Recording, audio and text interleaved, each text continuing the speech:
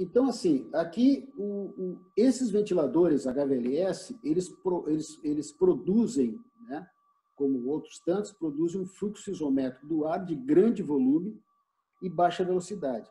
Esse grande volume, o que acontece? Ele desce, ele joga isso para baixo, ele joga esse grande volume de ar para baixo, e quando o ventilador tem as pás retas, ele acaba provocando uma indução, né, uma indução para que esse ar se afaste do centro do ventilador, até porque a velocidade periférica nas pontas é maior e ela vai reduzindo conforme vai chegando no centro do ventilador. Então, naturalmente, isso não é só no HVLS. No HVLS, pelo grande diâmetro, já é mais acentuado essa situação. Então, um ventilador de pás retas, numa situação onde não tem interferência de um ventilador adjacente, nem de ventos externos ao galpão, por exemplo, ele vai ter essa coluna central que não produz vento, né?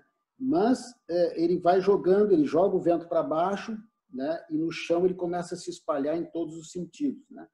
É uma grande vazão de ar, um grande volume de ar, como o próprio nome diz, e esse grande volume ele se desloca lentamente.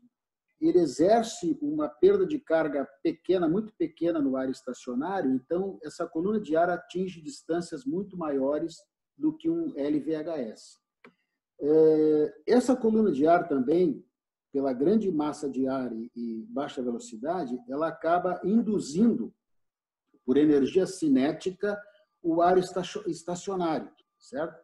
Então, esse ar estacionário começa a participar desse fluxo, principalmente em galpões fechados ou com paredes, digamos assim. Esse efeito não é muito presente dentro de um galpão de compost. Então, nós temos que contar basicamente com a produção de ar primária dele, né?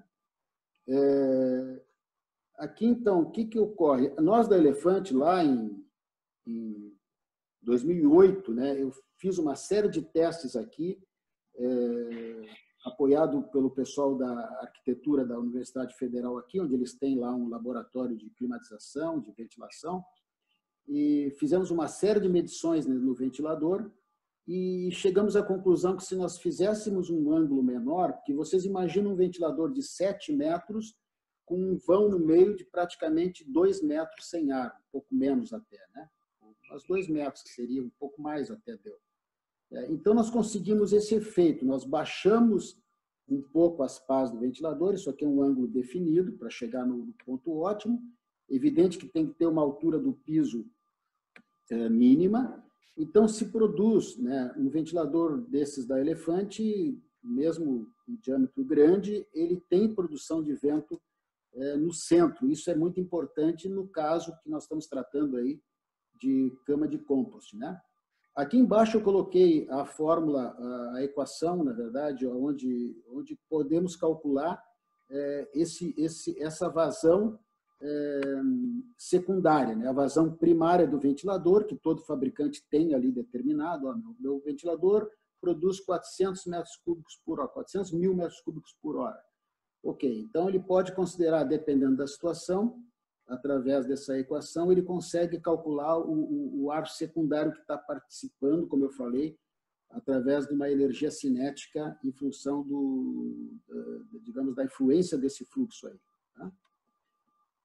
Esse tipo de ventilador ele é patenteado por mim, né, aqui desde 2008. Aqui nós temos, então, um representativo do ângulo descendente, como é que ele se comporta dentro da cama de compost. Evidente que, voltando, né, nós temos um galpão aberto, uma situação de galpão aberto, onde todos os cuidados têm que ser dados, né, em função de ventos laterais, temporais e tudo mais.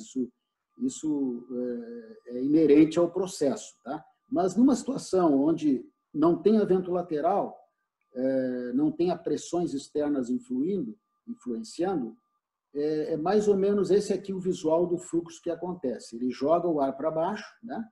Ali arrasta na cama, atinge as vacas, volta, né? Tem o inlet ali, na verdade, aquela produção de vento do inlet ali, o meu desenhista exagerou, ele não tem toda essa potência que aparece aí, é menos ar que isso. Ali em cima tem ali uma participação de renovação de ar, né? Porque ali em cima se cria uma área de baixa pressão, ali no retorno do vento. Então, é natural que esse ar externo entre por ali, na parte de cima do galpão. Okay? Então, aqui, é claro que é importante observar a distância mínima, né? Os fabricantes têm tabelas que determinam isso, tá? Em função, para garantir o desempenho dos ventiladores.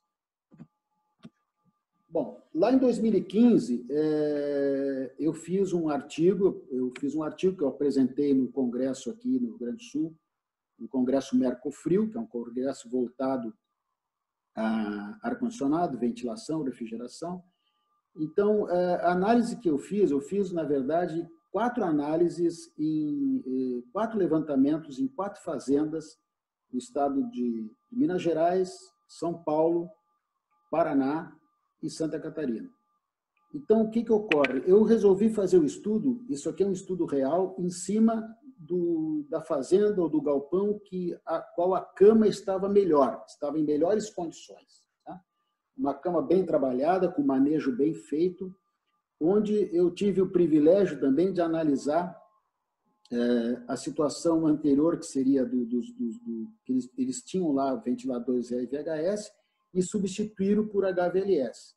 Então, a preocupação foi manter a mesma vazão, já que a cama estava boa, mas não estava tão boa, porque não havia muita homogeneidade, mas, na verdade, o motivo maior da troca de ventiladores foi em função do consumo elétrico, que vocês vão ver depois que o HVLS ele tem um consumo bem menor. Tá? Isso, a própria física dos 2 tipos de ventiladores nos indica, né? Então, foram trocados 20 ventiladores LVHS por 6 HVLS. Nesse estudo, como eu não tenho domínio da psicometria desses galpões, eu resolvi, então, analisar a homogeneidade de fluxo, que é o objetivo, ou seja, nós temos que ter toda a cama com vento, com ar, para poder garantir esse processo contínuo de resfriamento e de diluição de gases e de brisa, conforto para as vacas. Né?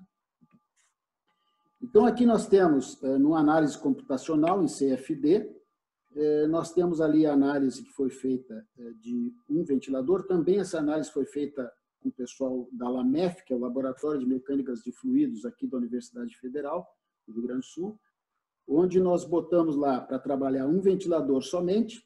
Aqui do lado, nessa coluna colorida, nós temos as velocidades, onde nós temos ali o amarelo e o vermelho, que são as maiores velocidades. Então, ali nós temos velocidades de 3,11, ali vai a quase 4 lá em alguma parte, mas é mais, vocês podem perceber pelas cores, é mais no centro do ventilador, certo? Isso é natural, porque quando ele bate no chão e espalha, qualquer fluxo vai perder carga e vai diminuir a velocidade. Aqui nós temos, então, o fluxo com a influência exercida pelo escoamento dos ventiladores adjacentes. Tá? Então, cria visualmente uma borralheira ali. E isso é bom. É bom porque uma turbulência onde vai provocar, né, uma maior homogeneidade, certo? Então, aí aqui é o resultado da homogeneidade. Então, nós vimos ali aquelas áreas azuis, que aparecem alguns pontinhos, está até aparecendo ali bem no centro um pontinho pequenininho, né?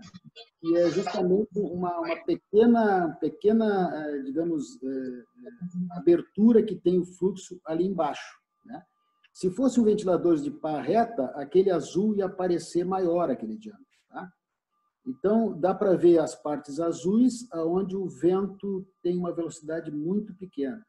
Então, daí, o produtor, o próprio técnico que está projetando o pavilhão e que vai optar por um sistema de ventilação, ele tem que fazer com que o arranjo dos ventiladores atenda principalmente à homogeneidade, ou seja, que toda a área da cama fique com vento, fique ventilada.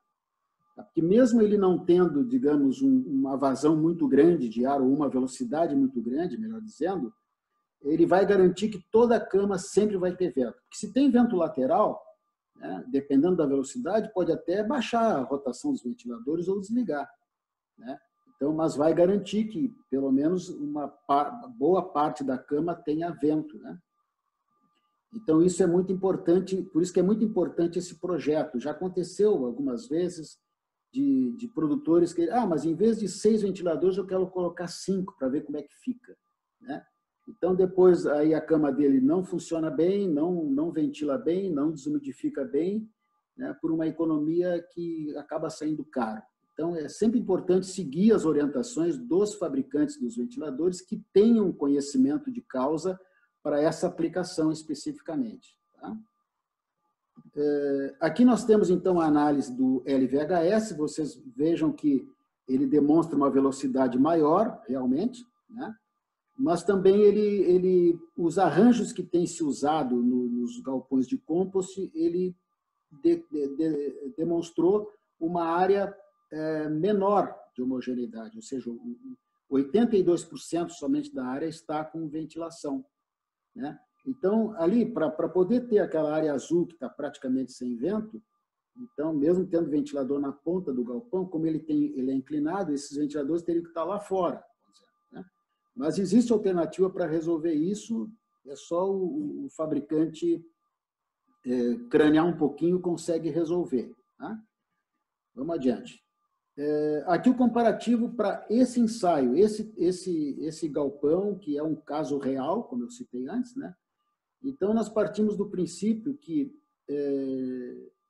na verdade, o ventilador HVLS, esse modelo, ele tem uma vazão maior que isso, é 460 mil metros cúbicos, tá? Mas o ensaio foi feito em cima disso para comparar as duas vazões. Então, a vazão total ali, ó, do galpão todo seria, então, 1.600.000 metros cúbicos por hora. Isso é bastante vento. Claro que o galpão é grande, é um galpão a cama de 80 por 20, né? Então, na situação anterior, quando era o LVHS, tinha 20 ventiladores, né? 80.000 metros cúbicos cada um, são ventiladores grandes. A potência deles, motor de 2,25 kW, que isso equivale a 3 CV, né?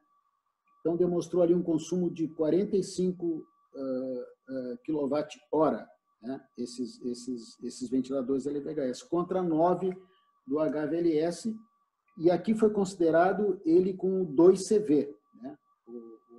1,75 kW, 1,5 kW cada um, né? Sendo que ele trabalhou no ensaio com uma velocidade menor, para poder atingir os 400, para baixar a vazão. Então, na prática, ele teria, na prática, se ele fosse trabalhar com essa vazão, ele teria ainda um consumo menor, pela lei dos ventiladores, né? Que sempre que é possível reduzir rotação, e o Caio vai falar sobre isso, de um sistema que movimenta fluxo, fluido, né? No caso, bomba hidráulica, ventilador e tudo mais, a redução de consumo elétrico ao cubo da variação da rotação. A velocidade, a vazão varia proporcional à variação de velocidade, a pressão é ao quadrado dessa variação, porém o consumo elétrico é ao cubo. Tá? Então, sempre que houver condições, deve-se baixar a rotação. Aqui, então, nesse ensaio, o HVLS consumiu apenas energia do LVHS. Nessa fazenda, para vocês terem uma ideia, quando eles tinham os ventiladores LVHS, eles não conseguiam ligar outras máquinas lá dentro, compressores e ordenhadeira tinha problema, uma série de outros equipamentos. Eles tinham que desligar os ventiladores para poder ligar outras coisas. Depois que se instalou os HVLS, então eles conseguiram trabalhar plenamente com todos os equipamentos, porque, evidente, o consumo ficou bem menor, né, em função da ventilação. Dados gerais da análise, né? A área de cama foi 1.600 metros quadrados, a ocupação 10 metros quadrados por vaca, né, dessa cama, a vazão de ar por metro quadrado, 1.000 metros cúbicos por hora, inclusive essa vazão, ela é uma vazão que pode se considerar, isso também foi observado nos outros galpões, como uma vazão adequada, digamos assim, mínima, para poder dimensionar os ventiladores. Ou seja, cada metro quadrado de cama deve receber 1.000 metros cúbicos por hora para poder ter uma eficiência boa, adequada, satisfatória de diluição de gases, de ventilação, de conforto para as vacas, certo? Se vocês forem fazer o cálculo, vocês vão ver que isso aqui vai dar perto de 3 e poucos metros por segundo de velocidade.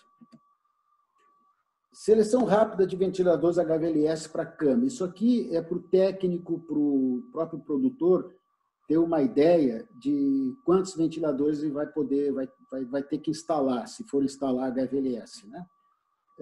Seria o diâmetro do ventilador vezes 3. Vamos pegar um exemplo. Um ventilador de 7 metros, ele multiplica 7 por 3, dá 21 metros. Então, ele pode ser instalado numa cama de até 21 metros, 20 metros, instala uns 7 metros. Né? Se a cama é maior que isso, necessariamente ele vai ter que botar 2 linhas de ventiladores de menor diâmetro. Isso é fundamental para que ele tenha uma homogeneidade garantida de fluxo de ar. A distância mínima do piso entre 4, isso a hélice, né? O centro da hélice à cama, né? 4 a 6 metros, né? Então, conforme o diâmetro do ventilador. Também isso aqui é tabelado pelos fabricantes, né? A distância mínima da ponta da pá ao telhado, 1/3 do diâmetro. Isso aqui é uma conta, como eu estou falando ali, uma seleção rápida, mas também os fabricantes têm tabelas para isso. Por que esse 1/3? Justamente para que o ventilador tenha condições de jogar esse ar e puxar o ar de cima para baixo. Tá?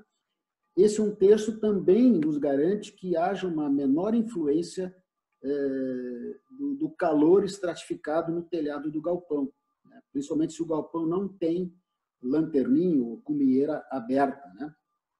Então, também isso é importante. No livro do professor Flávio, agora há pouco ele acabou de citar alguns exemplos dessas aberturas no telhado, que são importantes para a renovação do ar. Tá?